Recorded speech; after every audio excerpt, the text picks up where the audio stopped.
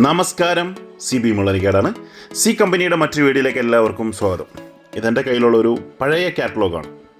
World paper മണിയെക്കുറിച്ചുള്ള പഴയകാല catalogue. ഒരുപാട് പഴയ എഡിഷനാണ്.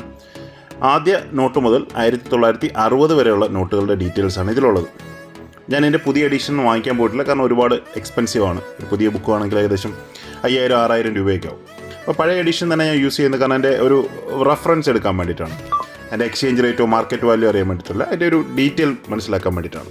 അപ്പം ഞാനിപ്പോൾ പോകുന്നത് റഷ്യയുടെ പേജിലേക്കാണ്. റഷ്യ എന്ന രാജ്യത്തിൻ്റെ പേജിലേക്ക് പോകുന്നൊരു കാരണമുണ്ട്. എൻ്റെ കയ്യിൽ വേൾഡ് സ്മോളസ്റ്റ് കറൻസി കിട്ടി. 1914 തുടങ്ങിയ ഒന്നാം ലോക മഹായുദ്ധം പല രാജ്യങ്ങൾക്കും മെറ്റൽ ഷോർട്ടേജ് ഉണ്ടാക്കി. അതായത് അയൺ, കോപ്പർ, ബ്രാസ്, നിക്കൽ ഇങ്ങനെയൊക്കെയുള്ള മെറ്റലുകൾ കിട്ടാതാവുകയും നാണയ നിർമ്മാണത്തിന് അത് പ്രതികൂലമായി ബാധിക്കുകയും ചെയ്തു. അപ്പം നാണയങ്ങളുടെ ആ ഒരു ലഭ്യത നിലനിർത്താൻ വേണ്ടി സ്റ്റാമ്പുകൾ പെട്ടെന്ന് കറൻസികളാക്കി മാറ്റി. ഈ കാണുന്നതാണ് അങ്ങനത്തെ ഒരു കറൻസിയാണ്. ആക്ച്വലി ഇതാണ് ലോകത്തിലെ ഏറ്റവും ചെറിയ കറൻസി.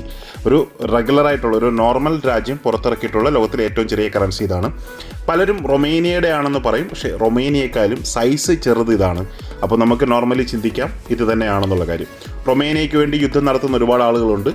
ഇത് അതിൻ്റെ മറ്റൊരു വേർഷനാണ്. കാരണം ഇതെല്ലാം ഒരേ സൈസ് ആയതുകൊണ്ട് തന്നെ ഇതിലെല്ലാം നമ്മൾ ആ ഒരു കാറ്റഗറി വേൾഡ് സ്മോളസ്റ്റ് എന്നുള്ള കാറ്റഗറിയിലാണ് പെടുത്തിയിരിക്കുന്നത്.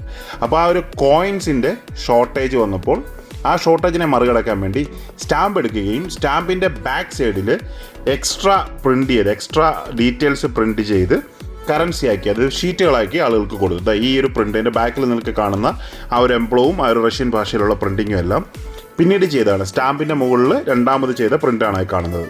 അതിനെ കറൻസിയാക്കി മാറ്റി ആളുകൾക്ക് ഷീറ്റായിട്ടാണ് കിട്ടുന്നത്. ഷീറ്റ് കീറി അവർക്ക് ആവശ്യാനുസരണം കൊടുക്കുകയാണ് ചെയ്തുകൊണ്ടിരുന്നത്. അതായത് ശരിക്കും നമ്മൾ നാണയങ്ങൾ കൊടുക്കുന്ന പോലെ. ഇപ്പം എൻ്റെ കയ്യിൽ ഇപ്പോൾ ഇരിക്കുന്നത് 15 കൊപ്പക്കിൻ്റെയാണ്. കൊപ്പയ്ക്ക് എന്ന് പറഞ്ഞത് റഷ്യൻ നമ്മളുടെ പൈസ പോലെ അവർ ഉപയോഗിക്കുന്നുണ്ട്. കൊപ്പയ്ക്ക് റൂബിൾ എന്ന് പറയുന്നത് നമ്മുടെ രൂപയും, കൊപ്പയ്ക്ക് എന്ന് പറയുന്നത് നമ്മുടെ പൈസയും പോലെയാണ്.